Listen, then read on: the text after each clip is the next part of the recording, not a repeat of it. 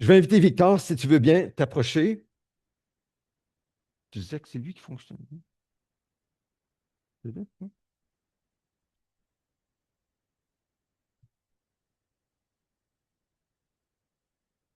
Alors, Victor, je vais te laisser la place. Je vais vous inviter à vous lever. Si vous le désirez, vous pouvez rester assis si vous préférez. Sinon, je prie, Seigneur, bénis ta parole. Nous recevons ta parole. Ce n'est pas la parole d'un homme seulement, c'est la parole de Dieu.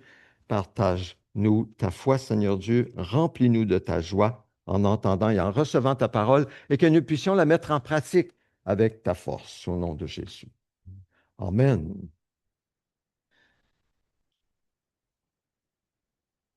Jésus se mit de nouveau à enseigner au bord du lac.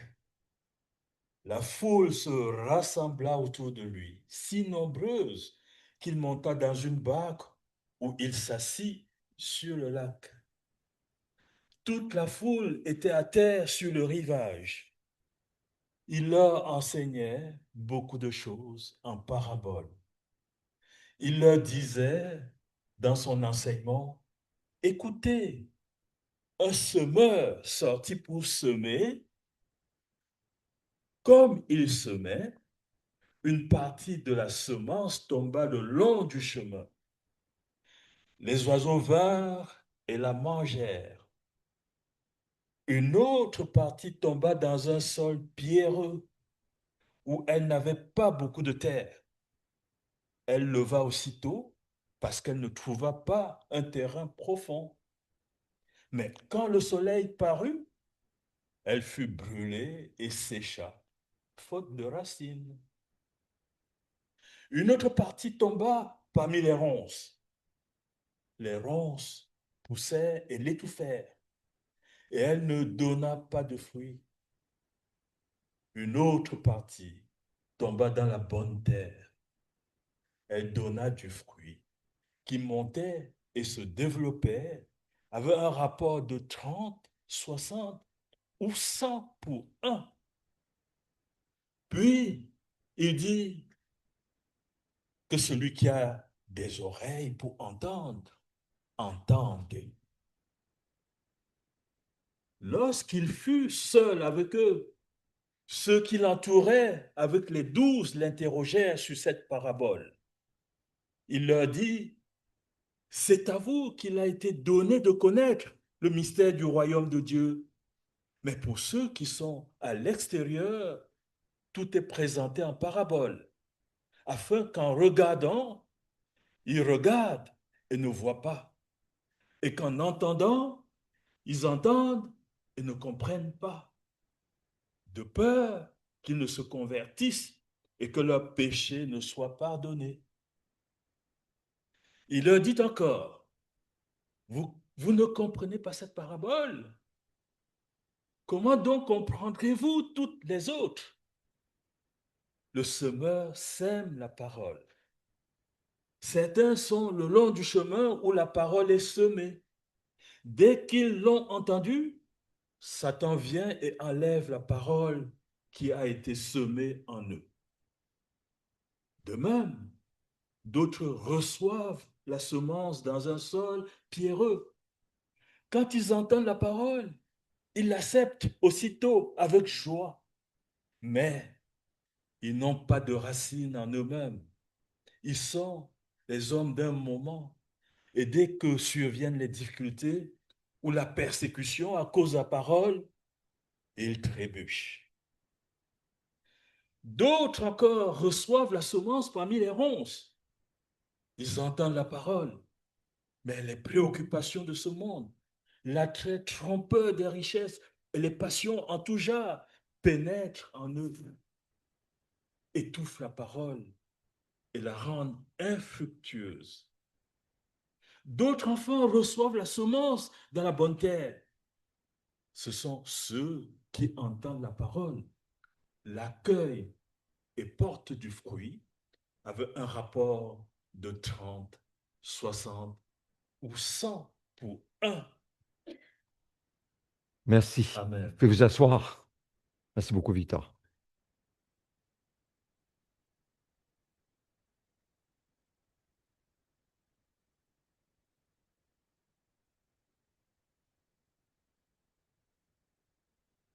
Alors aujourd'hui, j'apporte une cinquième prédication sur le thème de la fin des temps et l'éternité. Alors nous sommes dans une série présentement qui développons ce thème de la fin des temps. Nous avons déjà parlé de l'Apocalypse, nous avons déjà donné quelques détails sur ce qui vient selon ce que Dieu dit dans sa parole. Maintenant, juste en guise d'introduction, j'aimerais vous poser une question. Est-ce que ça vous est déjà arrivé d'avoir euh, égaré quelque chose et pourtant vous étiez sûr et certain, sans l'ombre d'un doute, que c'était à tel et tel endroit? Levez la main si ça vous est déjà arrivé, ce type de choses. Moi, ça m'est déjà arrivé. C'est arrivé à mon épouse et c'est arrivé récemment à notre fille ce matin.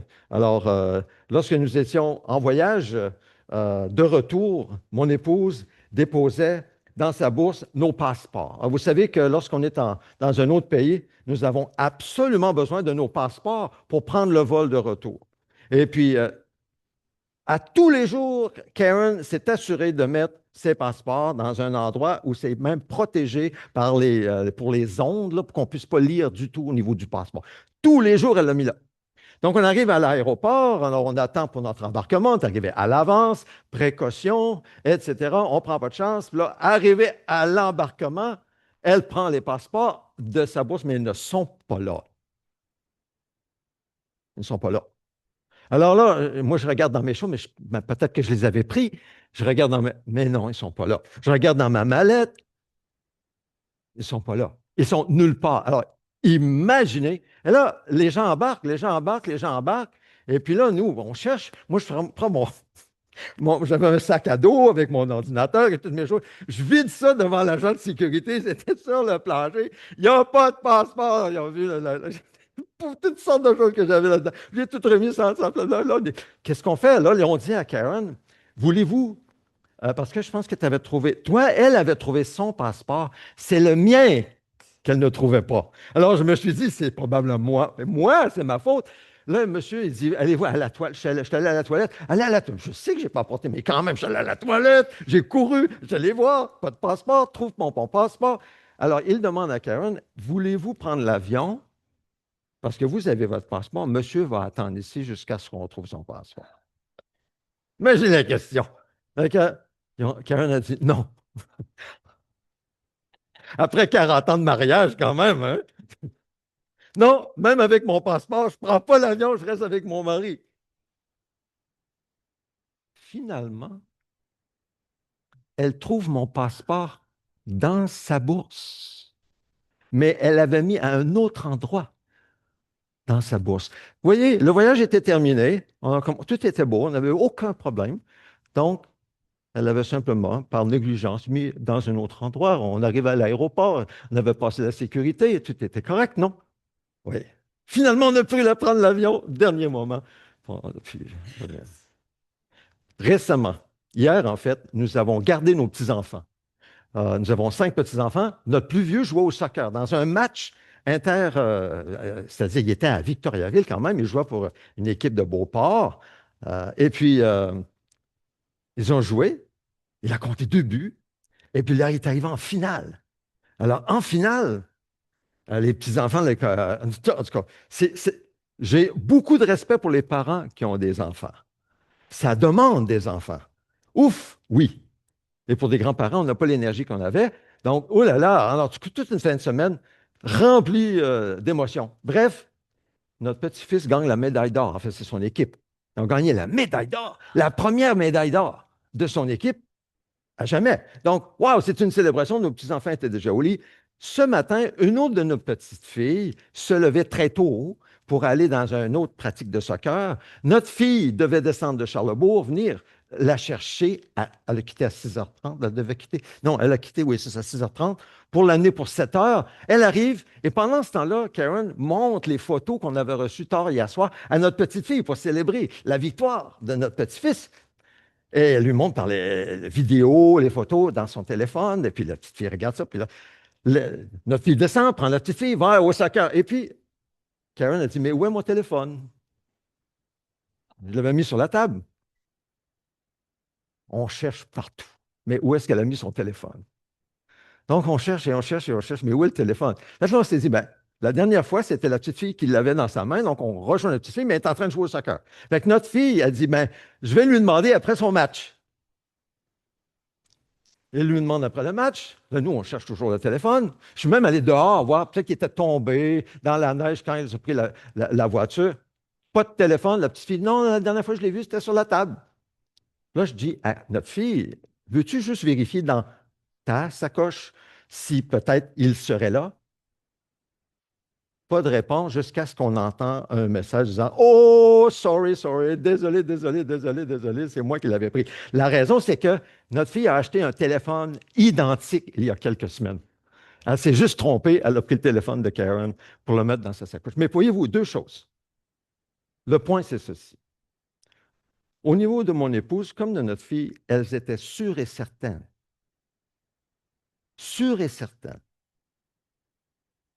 d'avoir mis le passeport au même endroit dans sa bourse. Comme notre fille était sûre et certaine que ce n'était pas dans son sac, elle n'a même pas vérifié pour voir au début. Il fallait qu'on lui dise, peux-tu vérifier à nouveau? Et là, elle l'a trouvé. Parfois, on peut être sûr et certain de certaines choses. Sûr et certain. Pourtant, ce n'est pas le cas. Et quand on arrive dans les temps de la fin, nos impressions, nos attentes peuvent nous jouer des tours.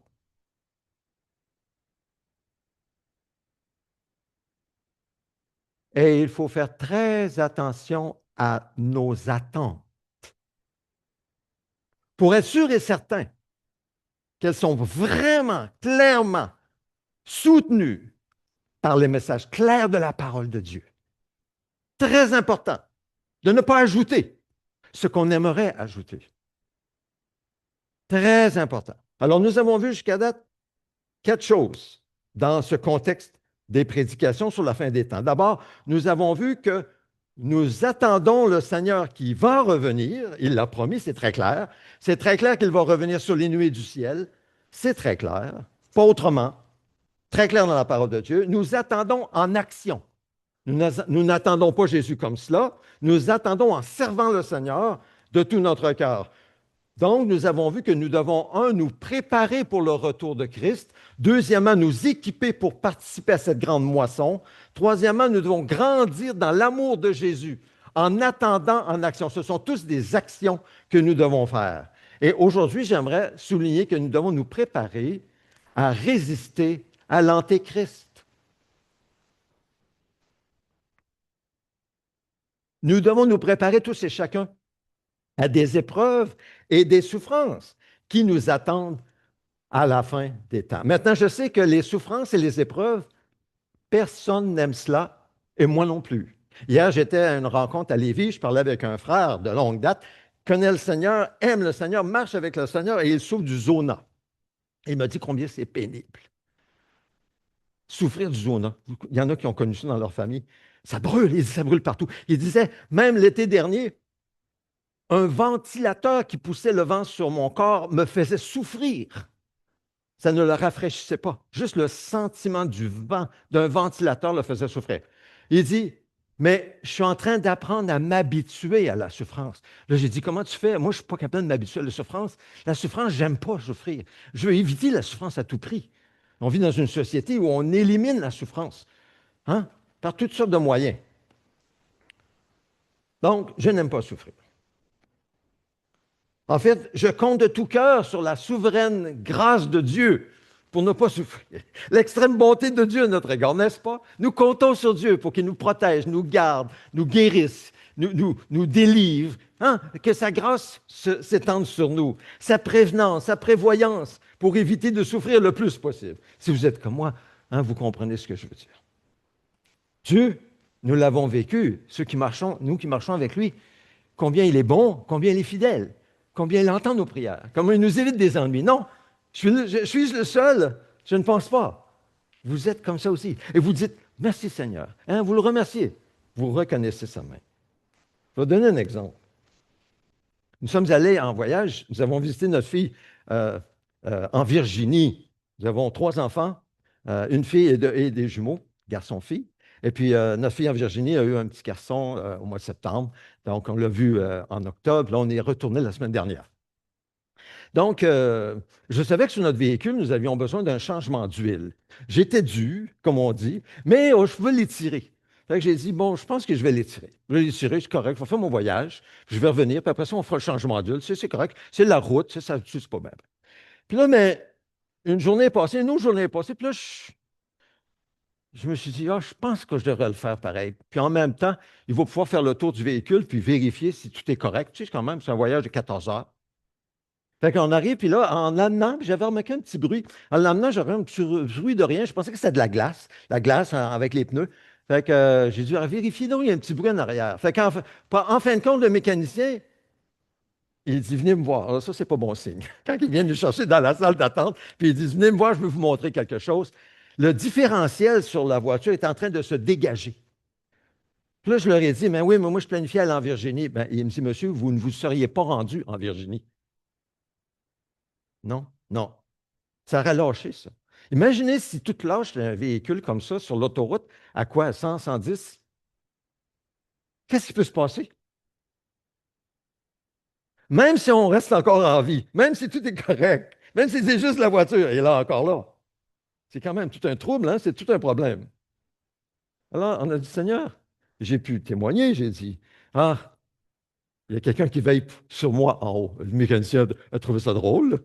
J'ai dit, sérieux, sérieux. Ah, là, il a trouvé ça moins drôle. Il nous a protégés. Peut-être qu'on ne serait même pas ici. Je ne serais même peut-être pas ici aujourd'hui, là. Mais d'où vient cette idée qui m'a fait changer d'idée? N'est-ce pas la souveraine grâce de Dieu, la bonté de Dieu qui veille sur nous? Je compte sur cela à 100%. À 100%. Mais oui, puis vous aussi. Et on devrait le faire. Parce qu'il y a des choses qui peuvent tellement nous dépasser. Si lui ne veille pas sur nous, qui va veiller sur nous? Nous-mêmes? On n'est pas, moi, je suis pas assez intelligent pour veiller juste sur moi-même. Bon, le seul point, c'est que oui, par la seule grâce de Dieu en Jésus-Christ, Dieu nous bénit et il nous garde sous sa protection. Il reste que nous devons nous préparer tous et chacun à des épreuves et des souffrances qui nous attendent en ces temps de la fin, parce que Jésus nous l'a dit à l'avance. Il nous a avertis à l'avance. Il nous en a parlé. Nous devons éviter à tout prix de mettre la tête dans le sable comme une autruche. Elle n'a pas cette intelligence devant le danger, elle se met la tête dans le sable. En nous disant que tout va bien aller finalement, parce que nous, les chrétiens, ben, Dieu est avec nous. Il est toujours avec nous. Il est tout-puissant, donc nous ne souffrirons pas. Donc nous n'aurons pas d'épreuves. Nous ne connaîtrons pas la persécution. C'est mettre sa tête dans le sable. Tête dans le sable. Faisons bien attention à cette fausse attente, que parce que nous sommes chrétiens, nous ne souffrirons pas. Et ça a été illustré de manière assez particulière lors de la Révolution chinoise en 1911. Vous savez, la Révolution chinoise causait bien des problèmes. En 1911, les évangélistes, les missionnaires occidentaux, fin du 19e siècle, début du 20e, avaient converti des centaines de Chinois. Des Chinois sont venus à la foi. Et on leur a enseigné qu'ils n'auraient pas à souffrir, que lorsque Jésus reviendrait, il les enlèverait pour les amener sur les nuées du ciel et n'auraient pas à souffrir la persécution. Alors est venue la révolution chinoise. Et les Chinois, les nouveaux chrétiens, souffraient, mouraient pour leur foi et restaient fidèles. Là, ils ne comprenaient pas pourquoi Jésus ne revenait pas les chercher. Mais évidemment, nous, on comprend que ce n'était pas le retour de Christ. C'était une révolution en Chine. Mais les croyants, eux, ils croyaient vraiment qu'ils n'allaient pas souffrir, qu'ils n'allaient pas vivre cette épreuve, qu'ils allaient être épargnés par la grâce de Dieu. Mais ils ont souffert. Donc, plusieurs ont abandonné la foi. Pourquoi? Ben parce qu'ils avaient été enseignés seulement dans une manière où ils s'attendaient faussement, il y avait une certitude qu'ils ne souffriraient pas, que Jésus viendrait les épargner. Voyez-vous ce que je voulais dire tantôt? Ils étaient sûrs et certains qu'ils ne souffriraient pas. Ils ont souffert. Et là, ça a été une crise de foi dans leur vie. Il faut faire attention à nos attentes. Donc, je nous pose à tous la question, quelles sont nos attentes? Quelles sont vos attentes? Quelle est ton attente dans ces temps de la fin? À quoi t'attends-tu? À quoi est-ce que tu peux dire vraiment que tu es sûr et certain? et où tu dois admettre que tu as peut-être tort pour ne pas être déçu, pour ne pas être trompé. C'est très important de faire la distinction entre les deux. Et c'est clair. Là où la Bible est très claire, nous pouvons être convaincus sans l'ombre de doute. Jésus va revenir, il n'est pas encore revenu, ça on peut être sûr, certain. Si jamais vous lisez sur l'Internet que Jésus est revenu, vous faites sûr que c'est faux. Pourquoi? Parce qu'on a une certitude de ce côté-là. Il reviendra sur les nuées du ciel, tout homme le verra, partout sur toute la terre. Ce sera grandiose. Et l'intelligence artificielle ne pourra jamais imiter cela, jamais. Nous allons le voir arriver. C'est comme ça qu'il va revenir. Ça, c'est sûr et certain, sur les nuées. C'est aussi sûr et certain que lorsqu'il reviendra, il enlèvera son Église pour monter avec lui dans le ciel. Maintenant, c'est assez particulier, cette doctrine, mais c'est aussi sûr et certain que l'Église sera enlevée pour la rencontre du Seigneur dans les airs. Très clair. C'est assez particulier de s'imaginer comment ça peut arriver, mais c'est ce qui va arriver. La question est, quand est-ce que l'Église sera enlevée à sa rencontre dans les airs? Est-ce que ce sera avant la tribulation des temps de la fin, les difficultés, les épreuves, les souffrances, les persécutions, la mort des croyants qui marchent avec Dieu? Est-ce que ce sera pendant? Jésus va enlever son Église pendant que la tribulation, la grande tribulation, ou bien est-ce que ce sera après? Et ça, ce n'est pas clair. Ça, ce n'est pas clair dans l'Écriture. De ça qu'il y a des gens qui croient que, oh non, non, ça va être avant, ça va être avant. Bien sûr, moi, j'aime bien que ce soit avant. Honnêtement, là, levez la main qui voudrait que ce soit avant. Moi, j'aimerais bien que ce soit avant. Qui veut souffrir? Moi, je ne veux pas souffrir. Donc, si c'est avant, on ne souffre pas. Ben oui. Alors, la tendance naturelle, c'est de croire que ça va être avant. Ben oui. Il y en a un peu moins qui aimeraient que ce soit pendant. Et très peu qui veulent que ce soit après les souffrances. La grande question, elle est là. Alors, il faut faire attention à nos attentes.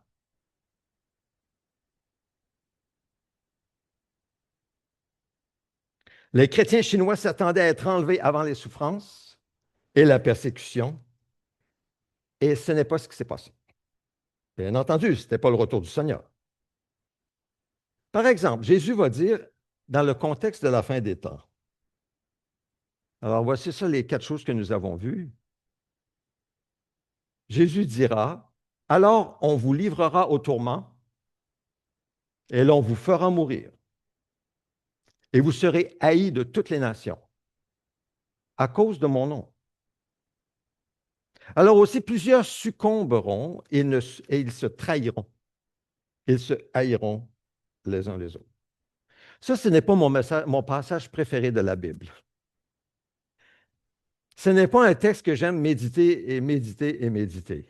Non, mais c'est une réalité. Pourquoi? Parce que Jésus nous le dit. Il nous dit à l'avance. Et qu'est-ce que ça dit? Il parle à ses disciples ici. Il ne parle pas à des gens qui ne veulent rien savoir de lui, des gens qui ferment leur... Non, il dit à ses disciples, je vous le dis à l'avance, on vous livrera au tourment, on vous fera mourir, vous serez haïs à cause de moi. Et à cause de cela, plusieurs succomberont, ça veut dire qu'ils abandonneront la foi. Ils cesseront de me suivre. Ils cesseront de persévérer en mettant leur foi en moi. Et ils vont même se trahir les uns les autres et s'haïr les uns les autres. C'est pas beau du tout. Alors, pourquoi est-ce que Jésus dit ça? Hein? C'est sûrement pas pour nous effrayer, pour nous faire peur. C'est pas pour ça. C'est parce qu'il nous aime. Il nous dit à l'avance. C'est ça qui va se passer.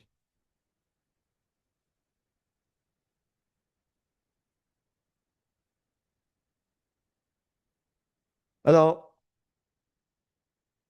il nous dit à l'avance ce dont nous devons, ce dont nous devons nous attendre. Sous la volonté souveraine de Dieu, qui est toujours avec nous et demeurera toujours avec nous pour nous donner de persévérer dans la foi jusqu'au bout. Car Dieu, c'est lui qui nous fera persévérer jusqu'au bout. Vous savez, lorsque les gens sont persécutés dans le monde, aujourd'hui, on a eu plus de persécutions lors du 20e siècle et ça va en augmentant dans le monde entier. Les chrétiens sont persécutés à mort, présentement. Vous savez ce qu'il nous demande? À nous qui ne sommes pas persécutés comme eux. Il dit, priez, priez, non pas pour qu'on soit délivré de la persécution, mais pour que nous tenions ferme jusqu'au bout, en témoignant de notre Seigneur et Sauveur Jésus. Parce que ces gens qui nous persécutent ne savent pas ce qu'ils font. Ils ne se rendent pas compte. Nous avons la vie éternelle, eux ne l'ont pas. Nous avons Jésus en nous, eux ne l'ont pas. Et ils nous persécutent à mort. Priez pour qu'on tienne ferme. C'est ça qu'ils demandent. Moi, ça me frappe à chaque fois. Parce qu'on n'est pas persécutés comme eux. Pas du tout. Est-ce que ça va être notre prière? Ou bien est-ce que ça va être plutôt d'abandonner la foi et de prendre le côté du mal pour ne pas souffrir pendant les quelques années qui nous restent? Jésus a dit, ne redoutez pas ceux qui tuent le corps. Il dit ça. N'ayez pas peur ou ne redoutez pas ceux qui tuent le corps, mais qui ne peuvent pas tuer l'âme. Redoutez plutôt celui qui peut faire périr l'âme et le corps en enfer. C'est sérieux, c'est encore Jésus qui nous parle. Il nous aime, il nous dit, un enfer, ça existe. L'enfer, c'est de vivre en subissant la colère de Dieu éternellement basée sur sa justice. C'est juste parce que nous avons enfreint ses commandements. C'est ça l'enfer. Tandis que le ciel, c'est de bénéficier de la grâce de Dieu qui ne nous traite plus selon sa justice, mais à cause que nous sommes en Christ, c'est lui qui a subi le châtiment que nous méritions et il nous traite selon sa miséricorde. C'est ça le ciel. C'est toute une différence. Alors il dit, si vous avez reçu Christ et si vous bénéficiez de sa grâce, même si on vient vous tuer, ne redoutez pas ceux qui vont tuer votre corps. Ils ne peuvent pas atteindre votre âme. Votre âme est en sécurité. Ne la vendez pas, ne l'abandonnez pas. Restez ferme. Parce qu'ils ne peuvent pas tuer votre âme, mais redoutez plutôt celui qui peut faire périr votre corps et votre âme en enfer pour être traité selon la justice de Dieu. Redoutez-lui. Craignez-lui. Craignez-le. Donc, nous n'avons rien à craindre si nous demeurons en Jésus et dans sa parole, même si nous devons passer par la mort. De toute façon, normalement, nous passons tous par la mort un jour ou l'autre. Et si ça demeure, sa parole plutôt demeure en nous pour que nous portions du fruit pour Dieu, nous n'avons rien à craindre en vue de l'éternité. Donc, dans la parabole des 4 sols que Victor nous a lu tout à l'heure, nous avons lu et entendu aujourd'hui, Jésus nous explique pourquoi la persécution pousse de nombreuses personnes à se détourner de la foi. Comme nous le savons, il y a 4 sols, le sol qui est dur, celui qui ne reçoit pas du tout la parole de Dieu, le sol qui est pierreux ou rocailleux, le sol épineux et le sol qui est bon. Il y en a 4 sols. Et quand il a parlé du sol pierreux ou rocailleux, Jésus explique que la semence de la parole y atterrit et qu'elle commence à pousser rapidement. La réaction est presque soudaine. Il y a peu de terre, elle ne s'enracine pas bien, et lorsque le soleil se lève, brûle les plantes, se dessèchent. Maintenant, Jésus explique qu'est-ce qui se passe dans le sol numéro 2. Il dit que ce sont des personnes qui reçoivent l'Évangile. Ils comprennent l'Évangile suffisamment pour la recevoir et ils la reçoivent avec joie. C'est un message qui plaît à leurs oreilles. Ben oui, l'amour, la grâce, la miséricorde de Dieu, le salut, la vie éternelle, c'est très plaisant avec une puissance extraordinaire de Dieu pour faire des miracles. Ça trouve évidemment une oreille attentive chez ces personnes et ils s'en réjouissent. Et ces gens peuvent aujourd'hui, être constamment dans la louange, dans les chants, dans les danses. Ils remplissent des églises où il y a énormément de louanges et de chants et de danses. Ils peuvent même être constamment dans cet état de louange et de joie, mais la parole ne reste qu'en surface. Ils n'ont pas de racine en eux-mêmes. Ce n'est qu'une foi superficielle. Ils n'ont qu'une petite racine, et quand viennent les épreuves, la persécution, le rejet de nos amis, la famille, qui ne nous comprennent plus. Oh non, non, non, ça c'est trop. Oh non, non, je ne veux pas embarquer là-dedans. Là, ils tombent et renoncent à suivre Jésus plus loin. Ils renoncent. Quelle est l'antidote plutôt de Jésus contre cette chute, parce que c'est une chute de quelqu'un qui a reçu la parole, quel est son antidote? Ben, d'abord, il nous met en garde. Il dit, je vous ai dit ces choses afin que ne soit pas pour vous une occasion de chute. Alors, voyez-vous, il nous avertit encore pour que nous ne chutions pas. Il dit, ils vous excluront des synagogues, on pourrait dire des églises, et même l'heure vient où quiconque vous fera mourir croira rendre un culte à Dieu. Ils agiront ainsi parce qu'ils n'ont connu ni le Père ni moi. Je vous ai dit ces choses afin que lorsque l'heure sera venue, vous vous souveniez que je vous les ai dites. Je ne vous en ai pas parlé dès le commencement parce que j'étais avec vous. Alors, il nous avertit l'avance. Il nous dit cela pour que nous ne chutions pas. Évidemment, Jésus nous dit ça non pas pour nous faire peur. Au contraire, parce que dans le même souffle, au verset 33, voyez-vous, nous sommes dans Jean 16, au verset 33, Jésus dit, je vous ai dit ces choses afin que vous ayez la paix en moi. Vous aurez des tribulations dans le monde, mais prenez courage, j'ai vaincu le monde. Il le dit, vous aurez des tribulations dans le monde, mais prenez courage, j'ai vaincu le monde. Donc, Jésus leur dit ces choses, comme à nous aujourd'hui, ça s'applique à nous, pour préparer ses disciples à ce qui est arrivé, afin qu'ils ne chutent pas, afin qu'ils n'abandonnent pas la foi. C'était la priorité du Seigneur et ça doit être notre priorité aussi en tant que disciples. Je crois qu'il n'y a rien de pire que de chuter, d'abandonner la foi. Et nous devons prier sans cesse pour ceux qui ont abandonné ou sont tentés d'abandonner. C'est là où nous entrons en action, pour prier pour ceux qui sont tentés d'abandonner la foi. Alors écoutez bien, comprenons bien ce que Jésus dit ici. La raison, la raison, euh, oui c'est ça. Alors, une des raisons, c'est que, justement, il dit, afin que vous ayez la paix en moi, le but, c'est que nous ayons la paix en lui. Écoutez bien, écoutons bien ce que Jésus dit ici. La raison pour laquelle il les avertit des épreuves à venir, c'était pour qu'ils puissent avoir la paix, sa paix en lui. C'est ce qui est important. Écoutez bien, j'ai presque terminé. Où trouveront-ils la paix devant les difficultés qui s'en viennent, les souffrances, les épreuves? Où auront-ils la paix? Ce ne sera sûrement pas dans les circonstances, parce que les circonstances vont être négatives, vont être mauvaises pour les croyants. Ça doit être ailleurs. Où vont-ils la trouver? Il le dit, ça va être en lui. Vous trouverez la paix en moi. C'est la clé. Ne la manquons pas. Nous pouvons avoir la paix et demeurer dans la paix, même malgré les difficultés, les épreuves, les souffrances causées par le rejet, le mépris, les persécutions de ce monde, si nous demeurons en Jésus avec courage et que sa parole demeure en nous. Nous pouvons rester en paix au sein de la tempête. La paix de Jésus, personne ne peut nous l'enlever parce qu'elle vient de Jésus. C'est l'Esprit de Dieu qui en nous produit cette paix. Ça vient de lui. Nous pouvons être en paix. Et vous savez quoi? Cette paix est comme, j'allais dire, une maladie contagieuse. Ce n'est pas une maladie, mais c'est contagieux la paix.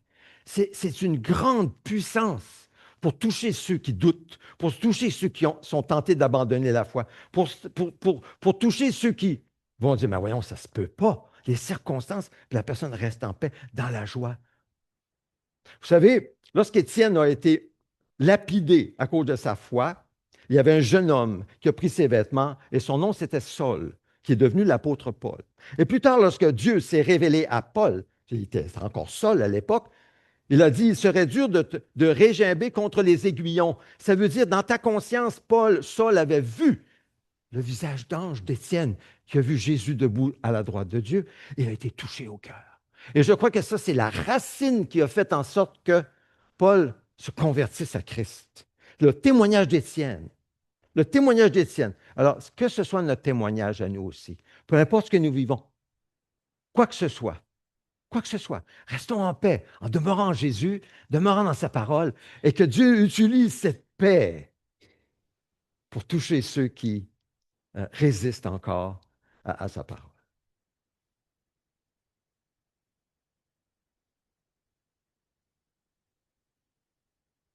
En conclusion,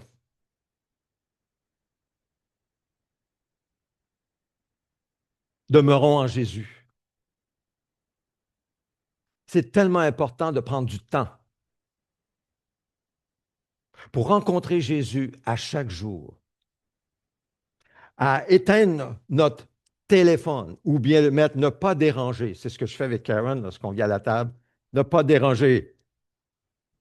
Prendre du temps avec Dieu pour l'écouter dans sa parole. De prendre le temps d'écouter lorsque le Seigneur semble nous parler par un texte, toucher notre cœur, l'écrire pour ne pas l'oublier. Très important. Pourquoi? Parce que ce que nous vivons présentement et dans les prochaines semaines, prochains mois, prochaines années, on ne sait pas quand Jésus revient, on ne sait pas. Dieu nous prépare pour fortifier notre foi, nous affermir, nous encourager afin que nous tenions ferme, parce que c'est ça qu'il veut. Ben oui, et que nous soyons ses témoins là où il nous place. Que le Seigneur bénisse sa parole dans chacun de nos cœurs. Amen. Amen.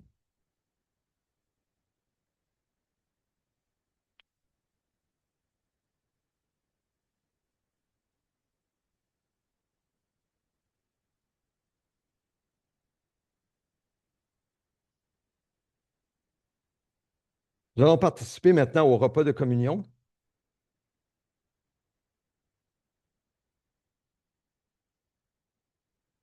Le repas de communion, c'est un mémorial.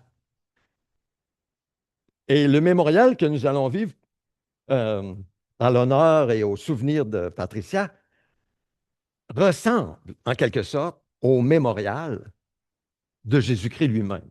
Lorsque nous prenons le repas de communion, le repas du Seigneur, nous nous souvenons, nous rappelons à notre mémoire Jésus-Christ, ce qu'il a dit et ce qu'il a fait, sa mort à la croix et sa résurrection, qui prouve que son enseignement est vrai, que ce qu'il a fait était véridique et que son salut est véritable pour quiconque croit. Quiconque croit. Alors nous prenons le repas de communion, le repas du Seigneur, d'abord en confessant nos fautes à Dieu. Et nous allons prendre un moment de silence pour reconnaître nos fautes à Dieu et lui demander pardon. Lui demander pardon. Et si je fais le lien avec le mémorial de Patricia, peut-être que aussi nous avons à notre mémoire des choses que nous avons dites, faites en rapport avec Patricia et que nous regrettons. Demandons pardon à Dieu aussi. On peut faire ça ensemble, en même temps. Alors, prenons quelques moments de silence pour s'examiner, nous examiner nous-mêmes, examiner notre condition devant Dieu. Reconnaissons nos fautes avec un désir d'abandonner en comptant sur lui, seul, et en faisant évidemment nos efforts pour les abandonner. Et prenons le repas de communion.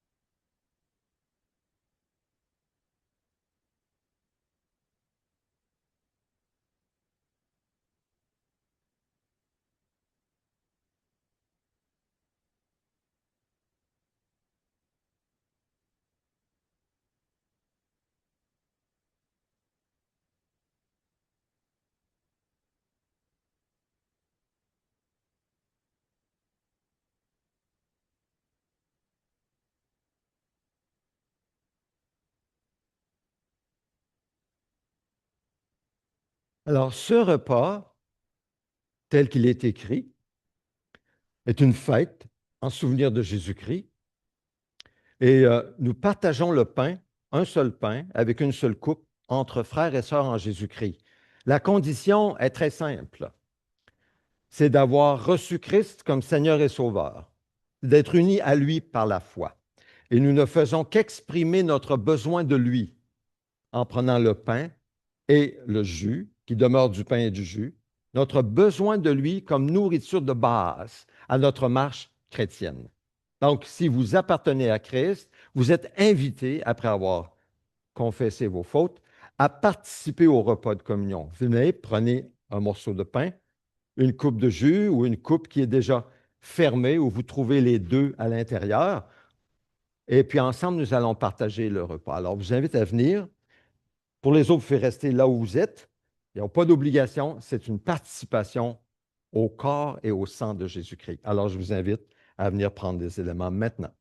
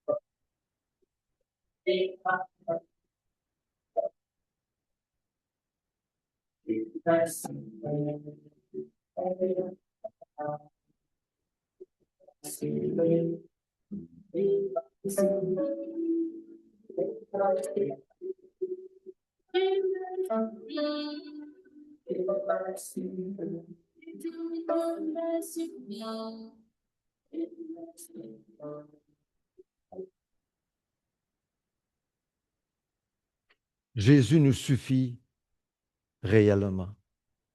Il nous suffit pleinement. Il est tout suffisant, pleinement suffisant pour tous nos besoins. Jésus. Il a pris nos péchés sur la croix.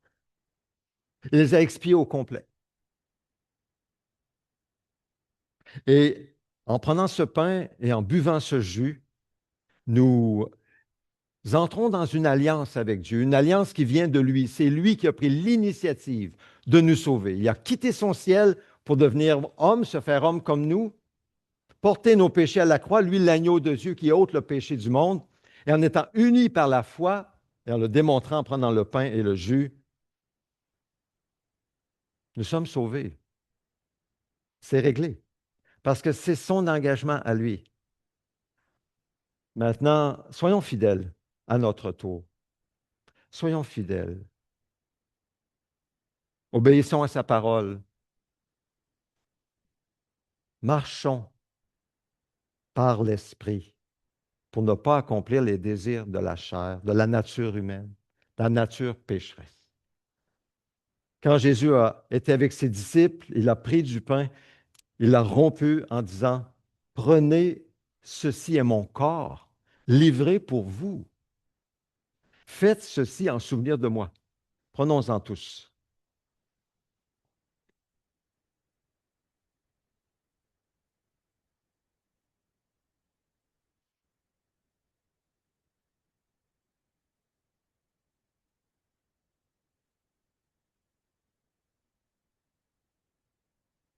Seigneur Jésus, c'est en te recevant en nous par la foi et en l'exprimant en mangeant ce pain, en buvant cette coupe, que nous sommes sauvés pour l'éternité, que tu nous communiques la vie éternelle, l'Esprit même de Dieu en nous, pour marcher avec nous, pour nous guider sur ton chemin jusqu'au bout. Donne-nous de persévérer jusqu'au bout. Amen. Ensuite, il a pris la coupe qui représente le sang de Christ qui a coulé pour nous, le sang de la nouvelle alliance de Dieu envers nous, et il tiendra promesse. Prenons-en tous.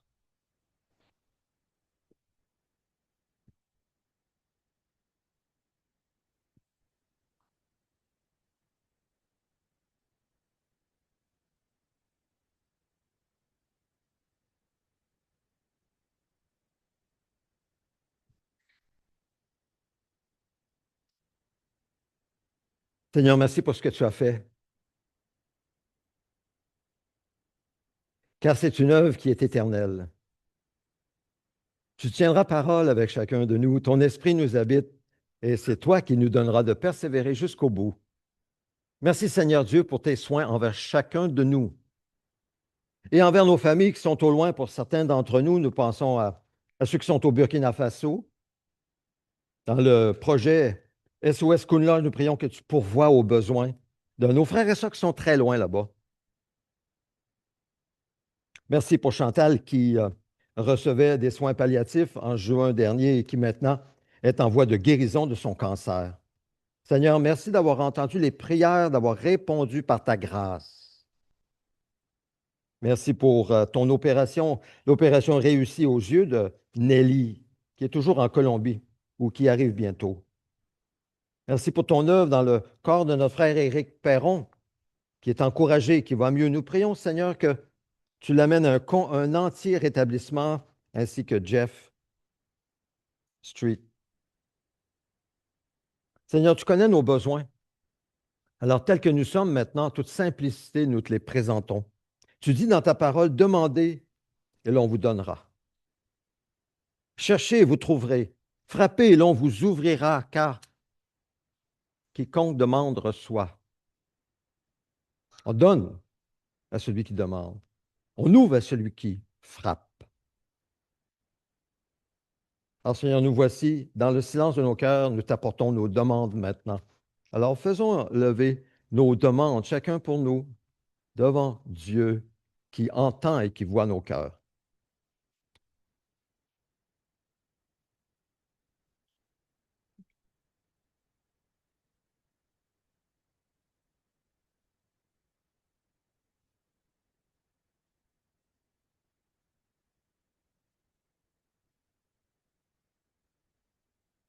Merci Seigneur d'entendre ces prières et de les transformer par ton Saint-Esprit en des prières qui sont recevables à cause de Jésus-Christ.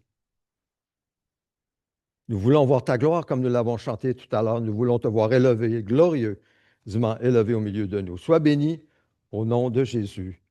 Amen. Amen. Je vais demander à Samuel et Sabrina de s'avancer avec Sébastien pour nous, et Simon évidemment, pour nous parler un peu, euh, prendre la parole quelques instants.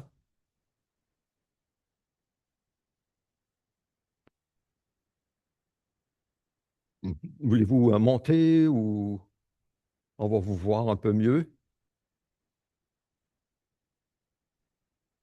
Merci beaucoup. Oui, donc, Ah, attends un peu. Non, il faut juste loin, c'est ça. Excuse-moi. Voilà. oui, donc on voulait prendre un moment pour remercier toutes les personnes qui ont pris le temps de prier tout au long que Patricia était à l'hôpital. Ça a duré quand même une bonne semaine là, qu'elle était à l'hôpital. Honnêtement, ça a été très fortifiant pour toute la famille au complet. Tout le monde est descendu en même temps pour pouvoir passer les derniers moments avec Patricia. Euh, ça a été un soulagement justement de voir que Patricia, qui était vraiment une personne très, très tranquille, qui était très, très discrète, de voir qu'il y avait autant de personnes qui tenaient à elle. Donc, honnêtement, je pense que si elle avait été consciente de pouvoir voir toutes ces choses-là, ça l'aurait vraiment touché et ému. C'était une personne qui cherchait continuellement à faire en sorte que les gens apprécient ce qu'elle fait pour elle et pouvoir répandre du bonheur autour d'elle par des petits gestes simples et dans l'ombre, justement, tout ça pour pouvoir rester très discrète. Mm. Elle aimait beaucoup ouvrir sa maison, toujours très, très excitée de recevoir des gens à la maison. C'était vraiment bien le fun à voir, justement. Pasteur Claude était venu comme 2 semaines avant, puis je lui avais pas dit pour pas la stresser, justement. Puis comme 5 minutes avant, quand je lui ai dit, là, elle était tellement excitée, puis elle remerciait. Pasteur Claude est venu juste faire un petit travail chez nous avec nous. C'était vraiment ça, Patricia, c'était de voir les gens et aimer connecter avec eux. Euh, et comment je pourrais dire? Tu veux dire quelque chose? Merci beaucoup pour tout le monde qui ont prié, puis les gens qui ont eu le temps de venir la voir. Merci beaucoup pour Oui. tout. Mm. C'est apprécié. Mm. Oui. Ah oui, c'était vraiment touchant. Et puis, nous, on ne savait pas que Patricia était sur le point de partir parce qu'elle elle souffrait depuis plusieurs semaines, plusieurs mois même. On avait prié, puis le Seigneur l'avait relevée, puis on était contents, puis on continue encore. Je me souviens encore le spécial de Noël qu'on avait vécu. Je m'étais assis à côté d'elle, j'avais parlé avec elle un bon moment, puis elle avait vraiment profité. Je me souviens des années, je vais en parler dans quelques instants. Là, nous nous rencontrions avec Margarita dans son appartement à Limoilou avec Patricia, on priait les mardis soirs. C'était comme le début de nos églises maisons. Donc, on a fait ça pendant des années. Et combien on a prié lorsque Samuel était un petit garçon, hein, un petit garçon qui jouait au soccer, au football plutôt dans son école. Donc, tous des bons souvenirs qu'on avait. Donc, je vais apporter une prière maintenant, puis après, je vais lire ce que j'avais préparé au souvenir de Patricia. Oui. Seigneur, merci. Merci parce que tu as su utiliser cette femme qui est grande à tes yeux et elle est grande à nos yeux aussi, Seigneur.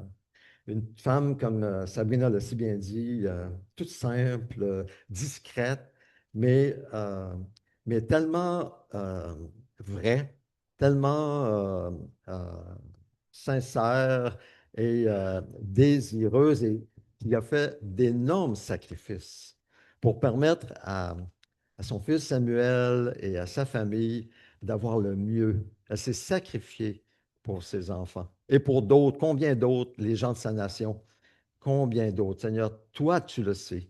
Et ses œuvres la suivent. Et Seigneur, nous voulons te remercier de tout cœur pour cette femme, une femme en or. Au nom de Jésus. Amen. Amen. Merci. Oui, oui. Vas-y.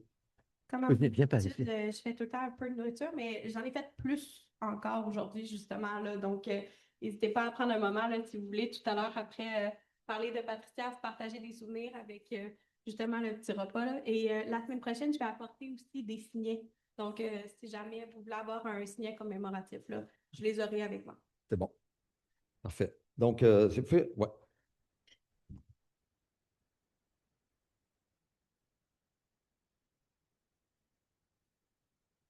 Alors, les obsèques de Patricia ont eu lieu il y a quelques semaines à cette île.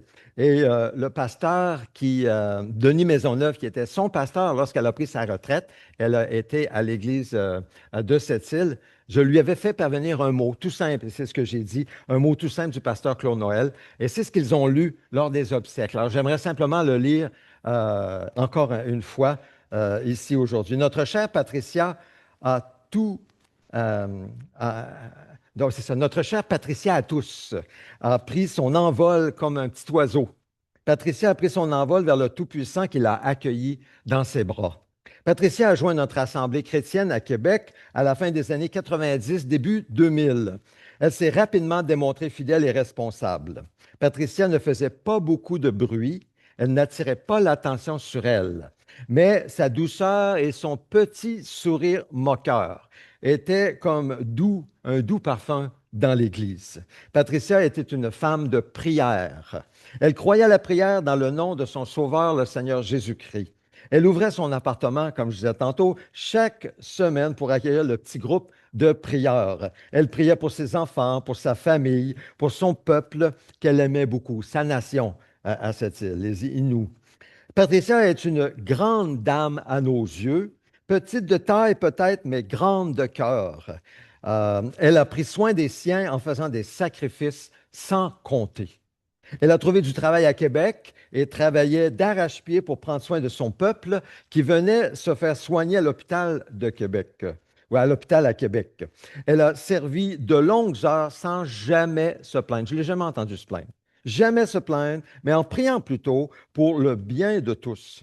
Jamais nous l'avons entendu murmurer contre son prochain ou contre son Dieu. Et pourtant, elle subissait des difficultés, des injustices à son travail. Nous en étions au courant, mais elle ne se plaignait, elle ne murmurait pas contre son employeur. Elle choisissait plutôt de se décharger de tous ses soucis au pied de la croix. Elle s'attendait à Dieu et Dieu a répondu à ses prières en son temps. Et Samuel en est un exemple. C'est très clair, sa famille en est un exemple très clairement.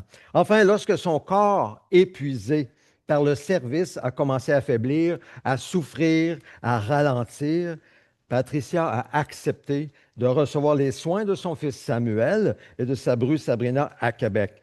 Elle qui avait tant donné devait maintenant recevoir. Elle qui avait tant servi devait se faire servir. Et ce fut une adaptation graduelle, pas toujours facile pour Patricia. Mais elle a accepté et elle a apprécié et elle a terminé sa mission ici-bas. Et nous sommes vraiment fiers d'elle, vraiment fiers d'elle. Maintenant, Patricia est dans les bras d'amour du Tout-Puissant qui la ressuscitera un jour, car Jésus a dit, c'est moi qui suis la résurrection et la vie. Celui qui croit en moi vivra, même s'il meurt. Évangile selon Jean, chapitre 11, verset 25. Alors, merci beaucoup, Samuel, Sabrina et la famille et les invités. Merci d'être là pour rendre honneur, pour donner l'honneur à Patricia, nous souvenir d'elle, nous permettre de vivre ce moment ensemble dans la famille. Il y a la famille naturelle et on a la famille spirituelle. On a les deux familles qui se réunissent ensemble et c'est un moment de joie. Et Sabrina, tout à l'heure, elle a dit, en bas, il y a toute une collation. Toute une collation. Ne quittez pas vite. Vous allez sortir le ventre plein. J'en suis convaincu. Mais surtout, prenons du temps ensemble pour partager. Alors, je termine rapidement la célébration d'aujourd'hui. Nous allons prier. Je vous invite à vous lever. Fidèle, si tu veux juste m'aider un petit peu. Oui, voilà. Alors, nous allons prier ensemble. La prière du Notre Père, nous la connaissons. Notre Père céleste, que la sainteté de ton nom soit respectée, que ton règne vienne, que ta volonté soit faite sur la terre comme au ciel. Donne-nous aujourd'hui notre pain quotidien. Pardonne-nous nos offenses, comme nous aussi nous pardonnons à ceux qui nous ont offensés. Ne nous expose pas à la tentation, mais délivre-nous du mal et du malin. Car c'est à toi qu'appartiennent dans tous les siècles le règne, la puissance et la gloire. Amen. Ô Dieu, nous te désirons de tout notre cœur. Fais de nous une Église interculturelle, renouvelée et en santé. Viens, transforme-nous de sorte que nous devenions des disciples centrés sur Christ, dynamisés par l'Esprit, axés sur la mission et capables de nous multiplier partout. Nous prions au nom de Jésus. Nous te remercions, Seigneur, pour les emplois que nous avons, que nous occupons. Merci de prendre soin de notre assemblée. Nous avons des besoins. Merci de pourvoir avec gloire en Jésus-Christ. Quelques annonces, je vous invite à vous asseoir. C'est très rapide. Alors, invitation à la corvée au camp de l'Arche 2026. On a besoin d'aide au niveau de nettoyage, de peinture, la charpenterie, toutes sortes de choses qui sont à faire. On a besoin de bénévoles. C'est du 1er au 4 mai 2026. Alors, si vous avez la disponibilité, vous pouvez aller même coucher sur place. La nourriture est là. C'est pourvu, je crois. Alors, on a appel aux talents spécifiques, etc. Si vous avez besoin de détails, vous pouvez m'en parler. Le camp de l'Arche est situé à Saint-Ézéard-de-Beauce, au sud du fleuve. Maison de prière cette semaine. Alors, mardi, c'est écrit Zoom seulement, mais en fait, je n'ai pas corrigé. C'est en présence et sur Zoom. On prend la porte sur le côté, ici même. Mercredi soir, 19h sur Zoom.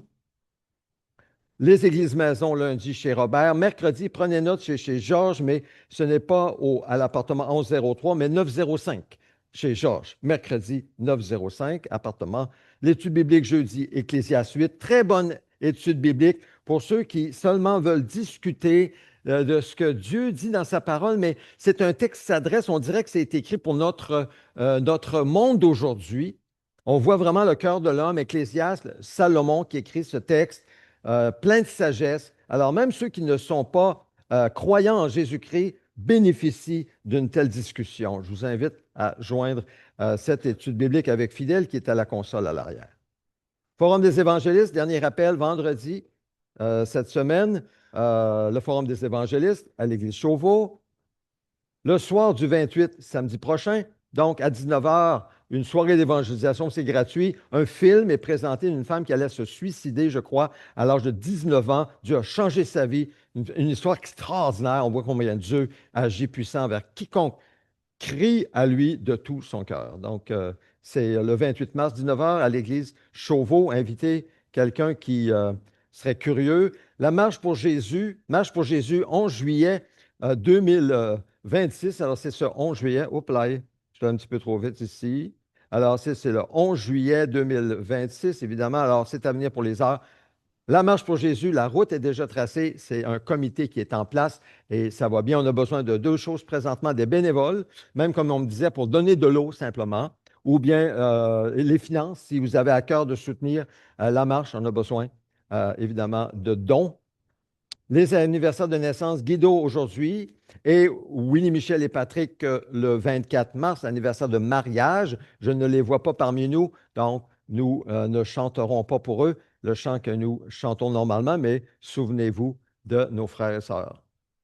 Je vous invite enfin pour une dernière fois à vous lever. Ensuite, on va au sous-sol. Si vous avez besoin de prière, aimeriez prier, vous avez un besoin spécifique, alors je vous invite à rester pour prier ensemble. Alors ensemble, recevons cette bénédiction. Que l'Éternel te bénisse et te garde. Que l'Éternel fasse briller son visage sur toi et t'accorde sa grâce. Que l'Éternel se tourne vers toi et te donne la paix, sa paix, en tout temps. Au nom de Jésus. Amen. Amen. Bonne fin de journée.